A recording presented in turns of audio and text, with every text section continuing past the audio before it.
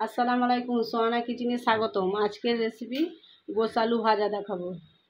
দেখো বন্ধুরা, কড়া বসিয়ে দিয়েছি, তেলটা গরম হয়ে গেছে। তার মধ্যে আমি আলু কেটে রেখেছি ছোটো ছোটো করে, সেই আলুগুলো দিয়ে দিচ্ছি।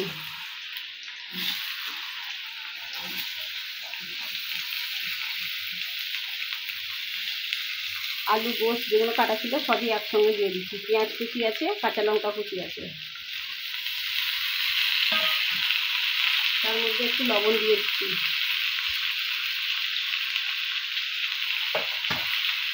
লবণ দিয়ে হালকা করে নেড়ে দেবো।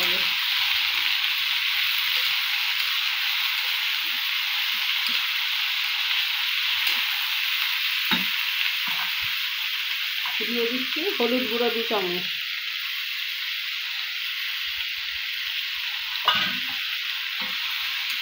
হলুদ গুঁড়ো দিয়ে বন্ধুরা ভালো করে নাড়তে হবে। লাল লাল করে এটা ভেজে নিলে গরম ভাতের সঙ্গে খেতে খুব মজা লাগে। তোমরা বাড়িতে বানাতে পারো। আলুটা লাল করে ভাজা হয়ে গেলে বন্ধুরা তোমাদের দেখাচ্ছি।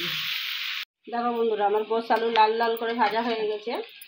তোমরা এইভাবে বাড়িতে বানাবে, দেখবে গরম ভাতের সঙ্গে খুব খেতে ভালো লাগবে। দেখো বন্ধুরা, আমি একটু ফ্রিজে খসিয়ে দেখাচ্ছি তোমাদের।